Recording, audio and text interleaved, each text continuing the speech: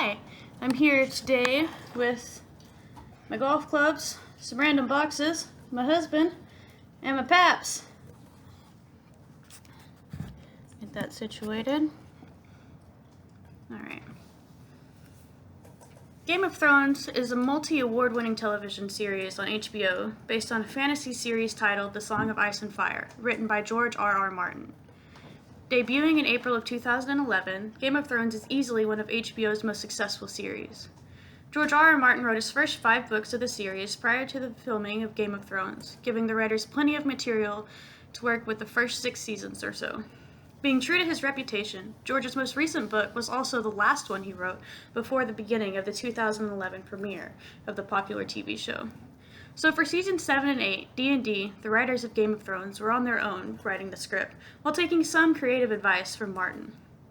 As a semi-avid fan of the fantasy genre, A Song of Ice and Fire and the Game of Thrones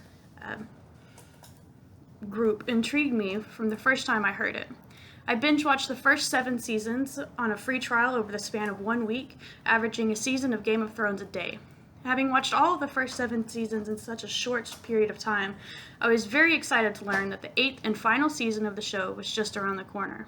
I, along with much of the rest of the world, prepared myself for months for what was sure to be the most emotionally tumultuous and exciting season of this beloved show, and I, along with much of the rest of the world, was left terribly disappointed.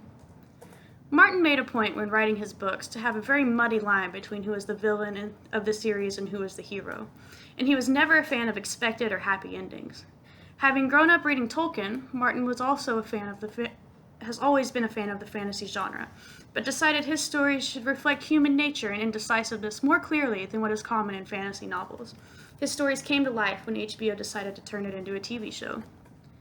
Game of Thrones was known for interesting and surprising character evolutions, awkward family relations, death to fan favorites, betrayals or new allies that the viewers never saw coming, gruesome bloody fights, and beautiful cinematography.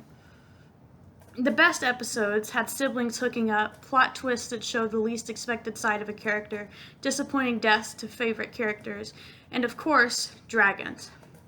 The first season of the show covered all of these bases, with the surprising hookup between siblings Cersei and Jaime Lannister, the spy-turned-friend to the runaway queen, the death of Robert Baratheon and Ned Stark, and of course, the birth of Dany's dragons. When season 8 finally came, after 2 years of production time, fans were excited to see how Arya Stark's time in the faraway land of Braavos would affect her when she came back to Westeros. To watch and see if Dany would actually turn into a recreation of her father, the Mad King, and to show how Jon Snow would fare knowing he was actually first in line to the Iron Throne. We expected to lose many favorite characters, such as Tormund the Wildling and Brienne of Tarth, and a long epic battle between the Northmen and the Night King's army of White Walkers. And of course, we expected some weird sex scenes between the Lannister twins. But none of these came to fruition, and many questions were left without answer. Season 8 started off very slow. The first 2 episodes seemed to have a lot of build-up for a really big battle. We prepared ourselves emotionally to lose our favorite supporting characters and watched some very broken character arcs develop. Not a single fight erupted during the first 2 episodes, leaving viewers very disappointed in the de-escalation of the characters, storylines, and in heavy anticipation for the Battle of Winterfell. The Battle of Winterfell was promised to be the best fight of cinematic history, with excellent battle scenes and deaths to many of our favorite characters and great cinematography. In reality, the Battle of Winterfell was the longest and most boring battle ever watched on the silver screen. For the majority of the episode, the scenes were so dark that even with the screen brightness on its highest setting, hardly anything could be seen. The battle scenes were confusing at best, and the only death of any importance was of the young brat Lady Mormont. A few dragon scenes were pretty cool, but the episode was essentially a wash, and it certainly didn't hold a candle to the Battle of the Bastards, which could explain why it was so damn dark. The only plot twist of the first 3 episodes was Arya Stark killing the Night King, but it didn't really show any character evolution, because we know Arya is a trained assassin, so stealth is in her blood at this point. The story would have made sense if Bran had somehow become useful and killed the Night King, rather than just sitting under a tree doing nothing. The first 3 episodes did not give fans much to hope for, the remaining 5 episodes of the series finale, and their cynicism was rewarded with the rest of the season being just as disappointing. The next 2 episodes of Game of Thrones were essentially a boring sitcom of politics and petty rivalries arising, the exact opposite of what brought fans to love Game of Thrones. When a battle finally did erupt again in episode 7, we watched Dany fall into a pit of utter madness, with nothing in the past 6 episodes to give any inkling that she would fall so fast. Dany disintegrated the entirety of the city of King's Landing, burning it to the ground and killing most of the people she was so dead set on saving. While Dany's descent to madness was not exactly unexpected, the abruptness of the fall was clumsy and poorly written. And there was no real battle here, because she decimated almost everyone. The one thing this episode did get right was the excellent cinematography and the last remaining dragon. When the final episode of the series finally came, fans were devoted to finishing the series, hoping they would be able to put it peacefully at rest. We waited in anticipation for Jon Snow to finally kill Dany in an epic and angry manner.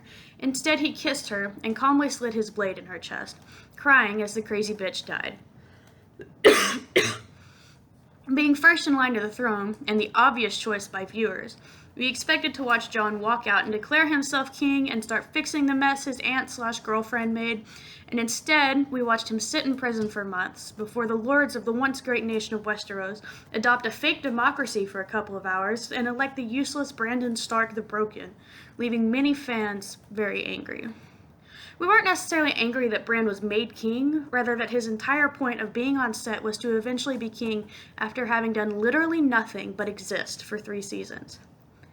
In general, Game of Thrones is an excellent show of cinematic magic with dragons and adventures and mystical lands. The show is everything a fantasy fan wants in a TV show. But the last season went way too mainstream and strayed so far from what made the show excellent. So if anybody asks me how many seasons are in Game of Thrones because they're interested in watching for the first time, I'll tell them there's only 7 seasons and the last is just a bad dream. Thank you. And here are my people and my golf clubs and my paps